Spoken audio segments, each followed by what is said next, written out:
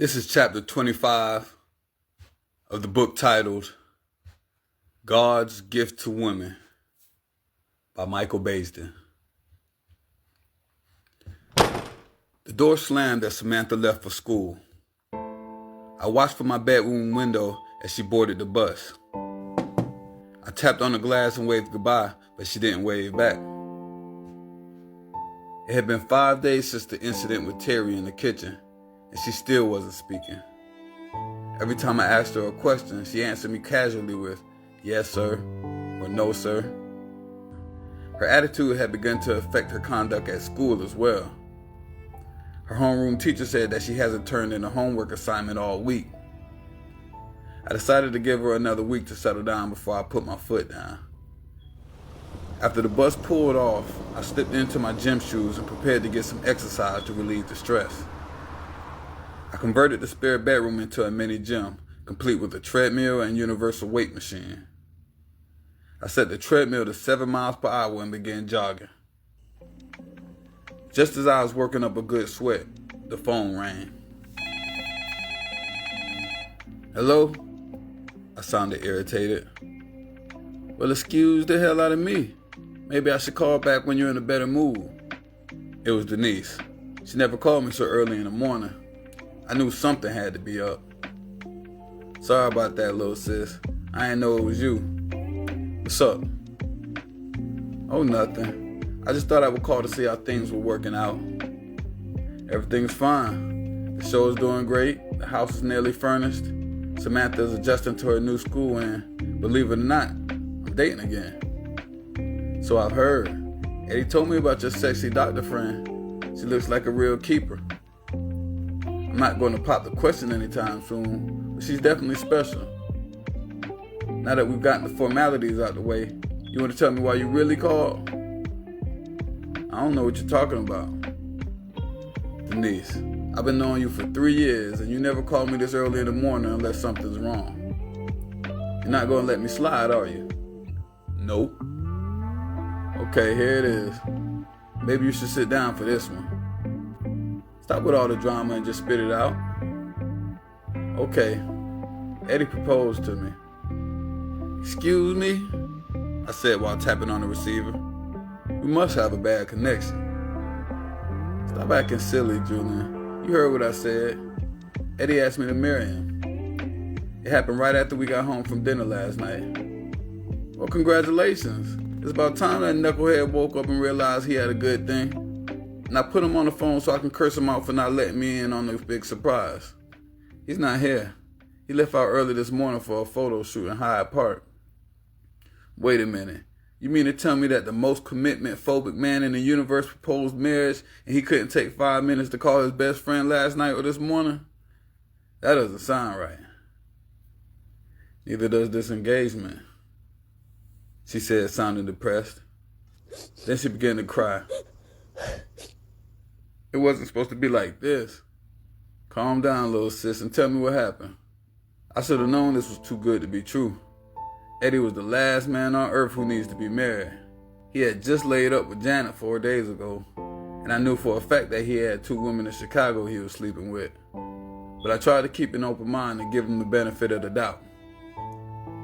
"We had a big argument last night when we were on the way back from dinner," Denise explained. "I caught him in a lie about some woman who called the house. I told him if he couldn't keep his dick in his pants, he had to go.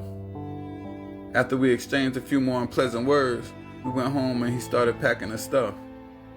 Just before he walked out, he said he loved me. I told him that wasn't enough.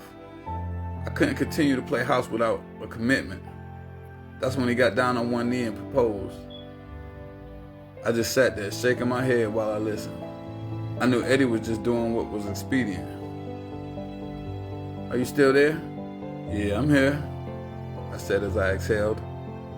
"I really don't know what to say." "Julian Payne, speechless? Now that's a first," she laughed. "Denise, Eddie is my best friend. I don't want to get involved in his personal business." "I thought you were my friend too. All I'm asking for is some friendly advice. Don't you understand?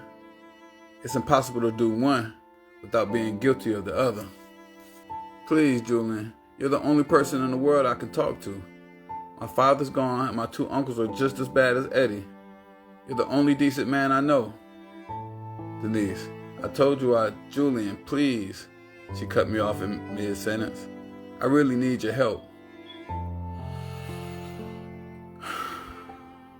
I took a deep breath while strolling over toward the window. I looked up into the sky as if seeking guidance from a higher power.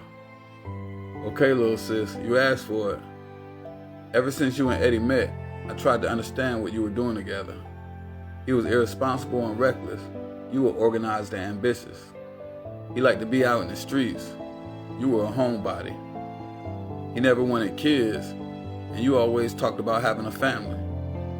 Now, after 3 long years of getting in and out his bed, washing his dirty drawers, and handling his business, you get the proposal you've been waiting for. The only problem is, you only got it after you threatened to walk out of his life. So what are you trying to say, Julian? That Eddie isn't sincere and that I should leave him? That's not my place to tell you to stay or to go. But I will tell you this. When a man loves a woman, and I mean really loves her, she won't have to wait around for years of begging to marry her. He feels so blessed to have found her that he'll be pursuing her, not the other way around, I said. I know this because it happened to me when I met Carmen. I couldn't wait to put a ring on her finger and let the whole world know she belonged to me. Since we're being so open and honest, I have a confession to make. I've always envied what you and Carmen had. The way you held her, the way you spoke to her, and the loving way you looked at each other. Your love for her was so strong, so real. So many times I thought to myself, why can't Eddie be more like him? I appreciate the compliment, Denise, but I'm not perfect. I make mistakes too. Like what? Not paying your taxes on time? She joked while trying to hold back the tears. No, my mistake was having sex with Olivia the first night we met in Chicago. I didn't want a serious relationship, but I slept with her anyway. That's not how a good man should behave. Now I have to deal with the consequences. Like I always tell Eddie, if you want to play, you have to pay. What do you mean by that? Denise, your friend Olivia turned out to be a real psycho. She used my cell phone to steal my number, and a few days later, she shows up in Houston claiming to be in town on business. Then last week, I found out that she bought a house and moved to Houston, expecting us to be together. Julian, I'm so sorry. She seemed like such a nice person. It's not your fault. I'm sure she manipulated you to get to me, I said. Hopefully it's all over with. I'm just surprised that Eddie never mentioned it. There was a short pause. Eddie does know about what's going on with her, doesn't he? Denise asked.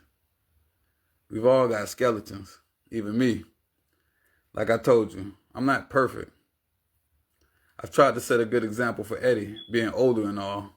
If he knew about what happened between me and Olivia, I'd never be able to check him again when he steps out of line. So if you don't mind, I'd like to keep this strictly between us. If you can keep my little secret, I'll keep yours. Thanks, little sis, and I do wish you the best no matter what decision you make.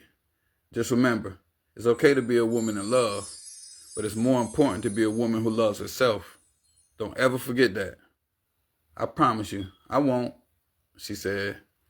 And you promise me that you won't beat yourself over the situation with Olivia. Sometimes even a good man makes bad choices. I'll do my best, little sis. You take care. You too, Julian, and thanks for being a true friend. Bye. A second later, my Sky pager went off. I ran into the bedroom to read the text message. It was from MiTch. I tried to reach you at home and on your cell phone, but there was no answer. Meet me at the studio at noon.